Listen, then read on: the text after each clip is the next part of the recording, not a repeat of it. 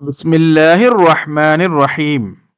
இர்ஷாதத்தே ஹபீப் ஞானோபதேசங்கள் ஷேஹே காமில் ஆரிஃப் பில்லா அல்ஹாஜ் ஹாஜா ஹபீபுல்லா ஷா ரலியல்லாஹு தஆலா அன்ஹு அவர்கள் அருளியது. அத்தியாயம் 20. குர்பின் கடமை அடியான் தன்னை ஹக்கின் நிலையில் அழித்துக் கொள்வதேயாகும்.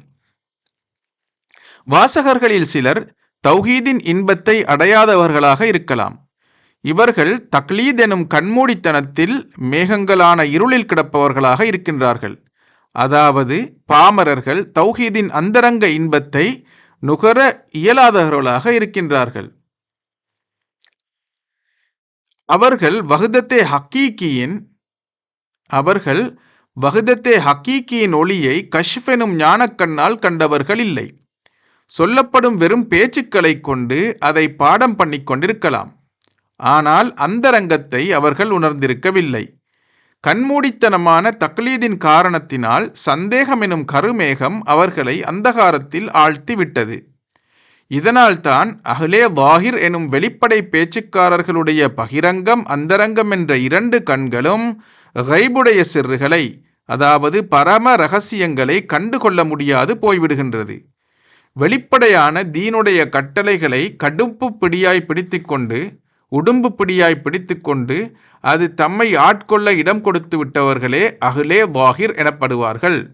அல்லாஹு தாலா அல் வாஹிர் பகிரங்கமானவன் என்ற திருப்பெயர் கொண்டவனாக இருக்கின்றான் என்பதில் சந்தேகமில்லை. எனினும் இவர்கள் வெளிப்படையான இல்முடைய எல்லையை கடந்து போகாததால் இவர்கள் பாத்தின் எனும் அந்தரங்க ஞானத்தின் மேல் தொழியை மட்டும் கண்டவர்களாக உள்ளனர். உள்ளிருக்கும் சுளையின் இன்பத்தை இவர்கள் சுவைப்பதெப்படி? அந்த இல்மின் உள்சத்து என்னவென்பதை இவர்கள் அறிவதில்லை. உலகின் வெளித்தோற்றங்களில் அவர்களுக்கு இந்த வெளிப்பூச்சுதான் காணப்படுகின்றது. இந்த மேற்பூச்சுகளால் அல்லாஹு தாலாவின் தஜல்லியை ஒருபோதும் காண முடியாது. அல்லாஹுவின் தஜல்லி அடியானின் தராதரத்திற்கு ஏற்பவே உண்டாகும். ஆத்ம ஞானத்தை பற்றி பேச புகுந்த பற்பல கூட்டத்தினர் அல்லாஹு தாலாவுடைய தத்துவத்தை பற்றி தம் மனப்போக்கின்படி கூட்டி குறைத்து கூறி சென்றுள்ளார்கள். அவர்களுடைய அகப்பார்வையின் அளவுக்கு தக்கபடியே அந்த கூற்றுக்களும் அமைந்துள்ளன. அவர்கள் தாங்கள் கண்டுபிடித்த ஆற்றல் அளவே விஷயங்களை எடுத்து கூறியும் இருக்கின்றார்கள். அவர்கள் கண்ட காட்சி அவர்களின் திருஷ்டியின் அளவேயாகும். ஏனெனில் அடியார்கள் மீது அல்லாஹுவின் தஜல்லி எனும் அனுக்கிரகம் அவரவர் தராதரத்திற்கு ஏற்றபடியே சுடர்விடுகின்றது. தராதரத்தின் தன்மைக்கேற்ப ஞான வெளிப்பாட்டிலும் அவர்கள் பலவிதத்தினராக காணப்படுகின்றனர். ஆனால் அல்லாஹு தாலாவோ எல்லாருக்கும் சரிசமமாகவே தன்னுடைய துஹூரை தஜல்லியை வெளிப்படுத்தக்கூடியவனாக இருக்கின்றான். பல தரஜாக்களில் அந்தரங்கம் நிறைந்திருக்கின்றது. அருமை நண்பனே, அந்தரங்க பொருள் எல்லை கடந்ததாகும். வார்த்தைகளுக்குள் அது அடங்க மாட்டாது. அதை எப்படி புறக்கண்ணால் காண முடியும்? ஜாத்து, சிஃபாத்து, அஸ்மா, இலாஹி என்ற எல்லாம் அஹமிய ஞானத்தால் மட்டும் விளங்கிக் கொள்ளக்கூடியவையாகும். இவற்றின் அந்தரங்கத்தில் பல வகை படித்தரங்கள் இருக்கின்றன. அதனால் அது எல்லா பாத்திரங்களிலும் நிரம்பி விடுவதில்லை. எனவே பற்றும் பிரயாசையும் உடையவர்களின் ஞான மார்க்கத்தில் அது வெளிப்படையாகிறது. அஹ்லே கல்ப் எனும் ஞானவான்கள் தான் அந்த அந்தரங்க கருத்துக்களை வெளிப்படுத்தும் போது தத்தம் மனோநிலைக்கு ஏற்றவாறு சற்று மர்மமாக அவற்றை வெளியிடுகின்றார்கள். ஸ்தூல உணர்வு குழந்தையும் ஆத்ம உணர்வு தாயும் ஆகும்.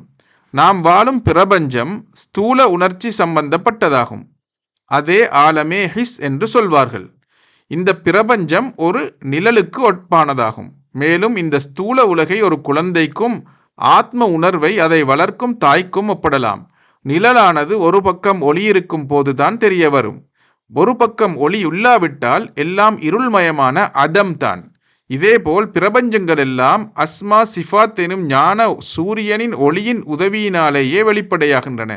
இந்த ஸ்தூல உலகம் அந்த ஞான உலகத்தின் உதவி கொண்டு போஷிக்கப்பட்டு வருகின்றது. அதாவது சிசுவை ஊட்டி வளர்க்கும் தாதியைப் போல ஞான உலகம் ஸ்தூல உலகின் ஊட்டத்துக்கு உதவுகின்றது. எனவே ஞானவான்களின் ஆத்ம நிலையில் உண்டாகும் முகாஷஃபா எனும் ஞான விகாசிதங்கள் அறிவுக்கும் ஸ்தூலத்துக்கும் கட்டுப்படாதவையாகும். அறிவு, ஸ்தூலம் ஆகியவற்றின் கடப்பாடுகளால் விளையும் கஷ்டம் இதயம் தெளியாதவர்களுக்கே உண்டாகும்.